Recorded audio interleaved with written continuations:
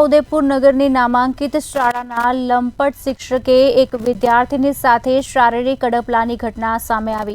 આ મામલે છોટાઉદેપુર પોલીસ મથકે ફરિયાદ દાખલ થતા ચકચાર મચી જવા પામી। લંપટ શિક્ષક સંજય પારેખ દ્વારા વિદ્યાર્થીની પાસે બીભત્સ માંગણીઓ કરવામાં આવી હતી। લંપટ શિક્ષકની બીભત્સ માંગણીઓને વિદ્યાર્થીનીઓના ભારે પડતા શિક્ષકે શારીરિક અડપલા કર્યા। ત્યારે આ અંગે શિક્ષક સામે છોટાઉદેપુર પોલીસે ગુનો નોંધી તપાસ શરૂ કરી છે।